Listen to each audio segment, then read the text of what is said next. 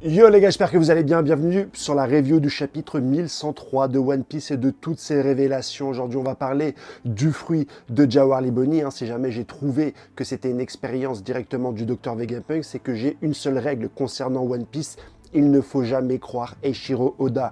Il nous a fait croire que Luffy et Ace étaient frères et sœurs. Il nous a fait croire qu'on pouvait manger un seul fruit du démon. Il nous a fait croire que Luffy avait mangé le Gomu Gomu alors que c'était le fruit de Nika. Oda aime jouer avec les codes, Oda aime nous mentir, Oda aime nous amener sur de mauvaises pistes. Et c'est avec cette croyance-là, c'est avec ce genre d'analyse que j'arrive à trouver certaines révélations de One Piece, notamment et dernièrement sur le fruit de Jawahir Bonny. J'avais des doutes, je l'avais dit, je l'avais expliqué, on ne l'a pas vu manger le fruit et ça c'est assez bizarre, je l'avais dit dans mes anciennes reviews. Et aujourd'hui on a toutes les informations et beaucoup plus. On a également des informations sur Barbe Noire, je vais directement en parler dans cette vidéo. On a des informations sur les expériences que tente de faire le Gorosei. Et à ce propos, restez jusqu'à la fin de la vidéo, je vais vous faire une théorie sur le trésor de Marie-Joase Terre Sainte. Et enfin, on parlera bien sûr de ce final où Kuma réapparaît. Est-ce qu'il a encore sa conscience? Est-ce que c'est un ordre caché du Dr Vegapunk? On verra tout dans cette review. Si tu aimes ce genre de vidéo, n'hésite pas à t'abonner directement à cette chaîne, à mettre un petit like et un commentaire, ça m'aide grandement à faire grandir cette chaîne. Merci à tous pour votre soutien depuis le début. On commence ce chapitre par une traditionnelle réconciliation entre le personnage de Jawahir Bonny et le Dr Vegapunk. Souvenez-vous, elle était venue sur cette île pour le tuer. Il lui manquait des informations pour pouvoir comprendre l'intégralité des gestes de son père Bartholoméo Kuma, mais aussi du Dr Vegapunk, puisque de son point de vue, le Dr Vegapunk avait tué Kuma en le transformant directement en cyborg et en le privant de son libre arbitre. Et là, avec le flashback, elle comprend que c'était pas uniquement la responsabilité du Dr Vegapunk, mais qu'il y avait un ordre au-dessus de cela, un ordre qui, Saturne. C'est avec cette mise en scène qu'on revient un petit peu dans le présent, ce qui n'était pas le cas directement la semaine dernière, et on voit Jawahir Bonny face à la personne, au vrai responsable de la mort psychologique de son père. Je dis mort parce que depuis qu'il est transformé en cyborg, il n'a plus sa personnalité. Et qu'est-ce qu'un homme sans sa personnalité, son libre arbitre et sa façon de penser? Tout ça nous permet d'avoir un certain nombre de révélations concernant le personnage de Jawahir Bonny, son fruit du démon et les volontés du Gorosei et du personnage de Saturne. Mais il y a un point sur le chapitre que j'aimerais bien développer en premier, c'est bien le cas de Kizaru.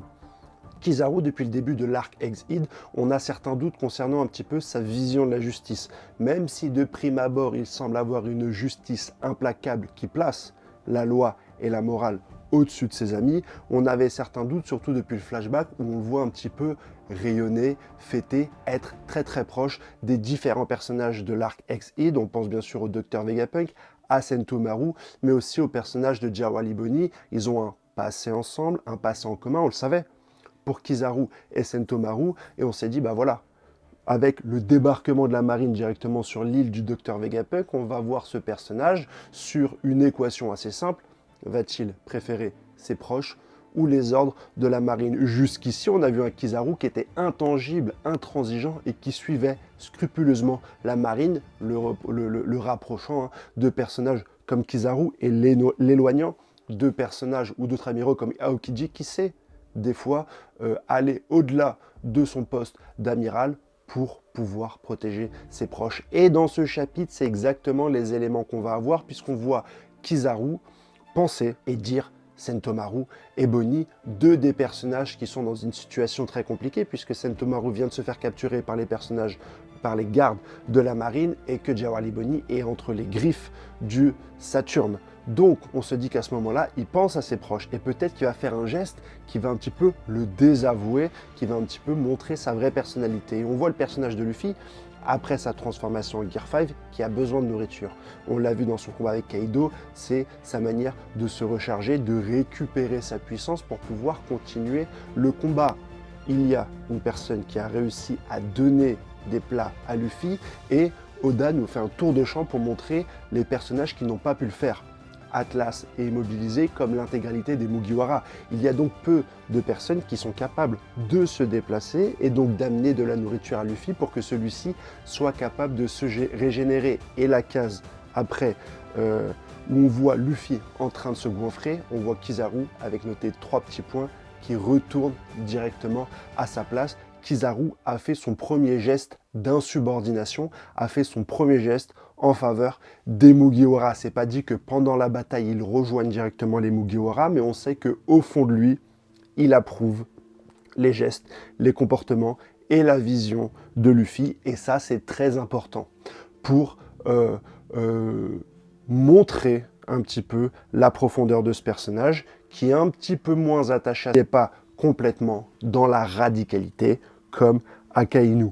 Mais ce chapitre, c'est surtout ce dialogue entre Jawar Bonny et entre Saturne, où on en apprend un peu plus sur les origines du pouvoir de la fille de Kuma. Souvenez-vous, dans le flashback, on ne l'avait pas vu croquer le fruit du démon, on l'a vu directement avec les pouvoirs. Chose que je trouvais quand même assez bizarre. Ensuite, on a vu qu'elle avait le pouvoir, comme on l'a compris directement depuis le Nouveau Monde, un pouvoir qui était capable, le Toshi Nomi, ou Tori Nomi, je ne me souviens plus, de modifier l'âge des personnes qu'elle touche ou de modifier directement son âge à elle. Elle peut se transformer en vieillard, elle peut transformer les soldats de la marine en enfants ou en vieillards. On l'a vu également dans le flashback. Mais on a vu dans le chapitre 1101 qu'elle était également capable de modifier sa vie. Là, je me suis dit, c'est un peu trop éloigné du pouvoir de base de son fruit. Il y a très certainement autre chose à ce niveau-là. J'avais évoqué dans une de mes vidéos des expériences de la part du Dr Vegapunk. On sait que celui-ci est capable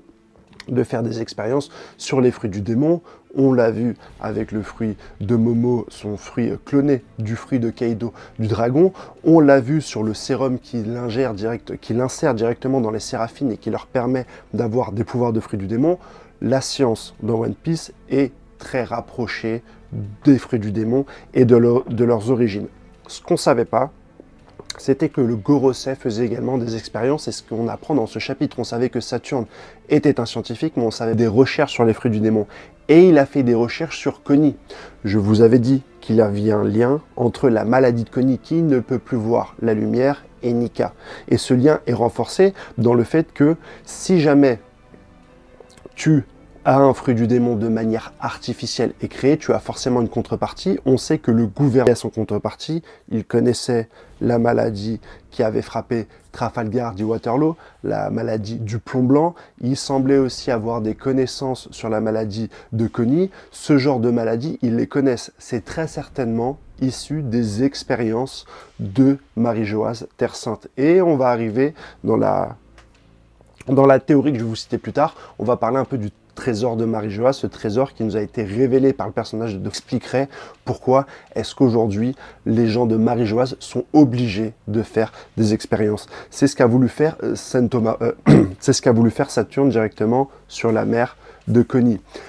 On apprend des expériences qu'il a donné la faculté à Jawar Bonny d'avoir ce pouvoir supplémentaire d'imaginer des versions d'elle-même du futur concernant son imagination, alimentée par son imagination. C'est ce qui permettait à Jawar Bonny, enfant, il y a quelque temps, d'emprunter le pouvoir de Nika, parce que c'est comme ça qu'elle se représentait, selon les histoires que lui avait racontées son père. C'est cette raison que le gouvernement essaye d'empêcher la nouvelle génération d'avoir des informations sur le siècle oublié, d'avoir des informations sur Nika. Rappelez-vous que toute l'histoire de Nika a été effacée, parce que si les gens sont capables de se l'imaginer, si les gens sont capables d'y croire, ils sont capables de réveiller certains pouvoirs liés à leur imagination. J'ai fait une vidéo là-dessus, n'hésitez pas bien sûr à la regarder pour comprendre le pouvoir de l'imagination dans le monde de One Piece. Et on voit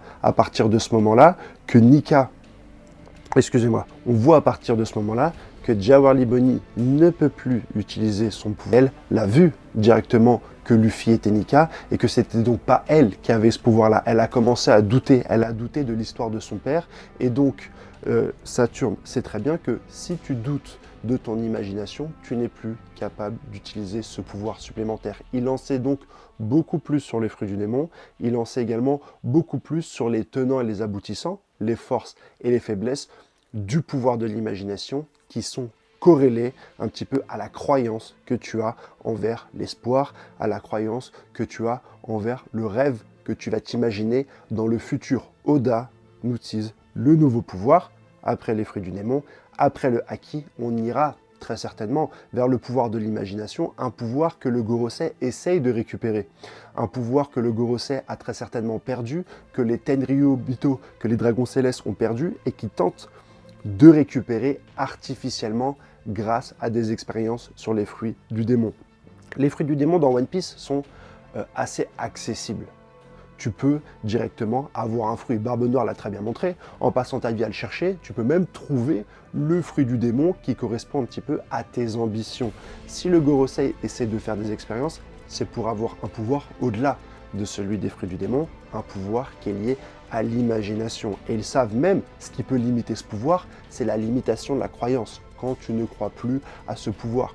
Et c'est ce qu'ils tentent de faire en embrigadant le monde et en le privant de certaines légendes, comme la légende des boucaniers, pour pas qu'elle se transmette, pour pas qu'elle alimente la nation des générations futures. Je trouvais ça bizarre que le gouvernement tue, rend en esclave des gens et s'énerve autant pour une comptine, pour une légende. Ils avaient juste à dire que c'est pas vrai ou poser le discrédit sur ce genre d'histoire. Ils ne l'ont pas fait, ils ont choisi directement de les tuer. Ça m'amène directement à la théorie que je voulais vous conter, qui me vient d'un ancien manga que j'ai lu qui s'appelle Samurai Deeper Kyo. Si tu n'as pas encore lu Samurai... On a également cette histoire de 8e reine qui est assez suspecte, surtout concernant le personnage de Im-sama. Est-ce que Im-sama a besoin aujourd'hui d'être renouvelé un petit peu de la manière d'Orochimaru? À chaque fois qu'il arrive à la fin d'un cycle, il est obligé de récupérer un corps pour pouvoir rester immortel. On a des doutes concernant le vieillissement des membres du Gorosei, et on l'a vu avec le flashback à God Valley que Saturne avait également la même forme physique. Ce sont donc très certainement des gens qui ne peuvent pas mourir, et ça serait logique qu'ils doivent avoir des sacrifices humains, certains corps qui leur soient donnés pour pouvoir être garants de leur longévité.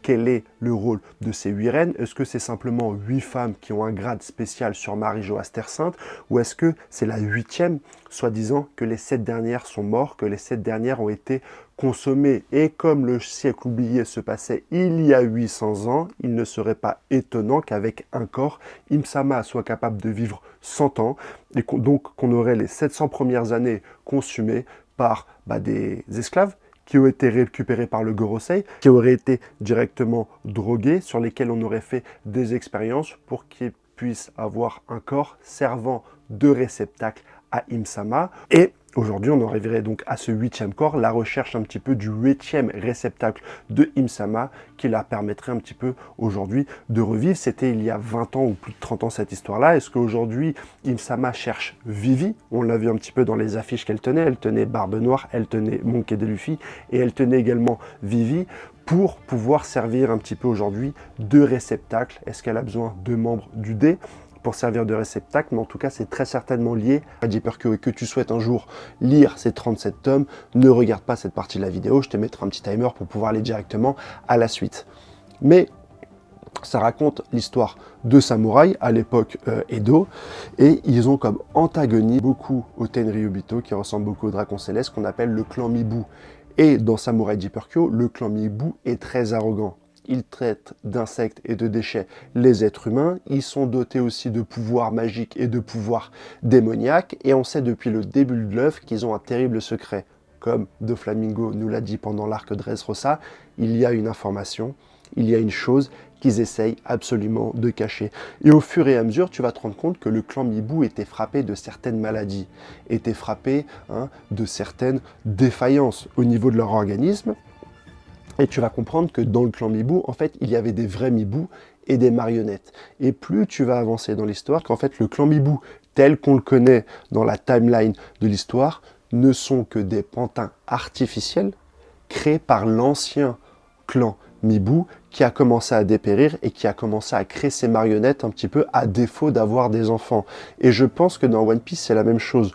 Aujourd'hui, les Tenryubito sont de moins en moins humains, n'arrivent plus du tout à avoir le pouvoir qu'ils avaient jadis, et aujourd'hui ils sont obligés de faire des expériences sur leurs esclaves pour essayer de retoucher du doigt le pouvoir qu'ils avaient réussi à acquérir dans le temps, à l'époque du siècle oublié. La bataille qui leur a permis un petit peu de battre le royaume du siècle oublié, d'une des façons, leur a été fatale, leur a jeté une malédiction. Ils ne sont plus humains, ils ne sont très certainement pas aussi divins qu'ils l'étaient à l'époque, et ils sont à la recherche, finalement, du pouvoir qu'ils ont perdu. Et c'est pour ça qu'ils perpétuent toutes ces horreurs. Ils ont une peur des humains, c'est pour ça qu'ils mettent des bocals pour éviter de contracter toutes sortes de maladies, et c'est pour ça qu'ils font des expériences pour pouvoir un petit peu récupérer ce pouvoir de l'imagination qui leur manque, cette flamme qui manque finalement à leur âme. N'hésitez pas à me dire en commentaire ce que vous pensez directement de cette histoire. Je ferai très certainement une théorie beaucoup plus poussée sur le clan Mibu et le parallèle qu'on a avec les dragons célestes dans One Piece. Le chapitre se termine par l'arrivée de Kuma directement sur Marie-Joas Terre Sainte, mais il y a un petit détail. Dans une bulle, on voit qu'une autre personne a également traversé la défense de la marine. On ne nous cite pas le nom, mais on nous dit que uniquement l'amiral Kizaru est capable et a l'autorisation de passer ces lignes. Donc il y a une autre personne qui s'est rendue au cœur de la bataille. Je pense à un membre de l'équipage de Barbe Noire. Souvenez-vous, on a quand même deux intrigues autour de la révélation d'Id. Un, le robot antique qui s'est réveillé, et deux, le pavillon de Barbe Noire qui approche directement de l'île. Et pour moi, c'est un membre de l'équipage de Barbe Noire qui a réussi à traverser cette zone qui devait laisser passer personne, mis à part le personnage de Kizaru. On a de Kuma qui vient à la fin et qui va se mêler à la bataille. La question que je me pose à propos de Kuma, c'est comment est-ce qu'il peut encore sur Ex-Id, est-ce que le docteur Vegapunk lui a programmé un dernier ordre qui lui permet un petit peu de récupérer sa conscience pour pouvoir sauver Jawar Liboni, ou est-ce qu'il y a quelque chose d'autre, comme le joyau, que lui transmet le docteur Vegapunk directement au début, qui lui permet un petit peu de retrouver sa conscience ou une partie de la protection qu'il souhaiterait avoir envers sa fille, alors qu'il est transformé en cyborg depuis plus de 2 ans. Mais en tout cas, celui-ci se retourne contre Saturne, et on va donc avoir un combat entre Saturne et Kuma. Est-ce que c'est Kuma qui va directement tuer Saturne? Je ne pense pas. Il y a quand même pas mal de personnages qui sont capables de le faire. Il y a Luffy qui récupère directement de la force en mangeant, même si Saturne lui a dit aux marines de lui mettre des kairoseki. On a Kizaru qui est capable de bouger. On a le robot antique qui est capable de détruire Saturne, je pense, parce qu'il doit avoir une puissance incommensurable.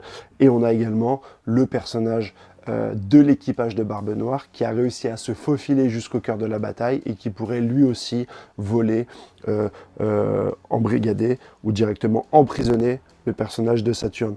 Voilà pour cette review. N'hésite pas à me donner ton avis en commentaire sur l'intégralité des choses que j'ai décrites dans cette vidéo, à t'abonner si ce genre d'analyse te plaît, et bien sûr à mettre un petit like pour pouvoir poster cette vidéo.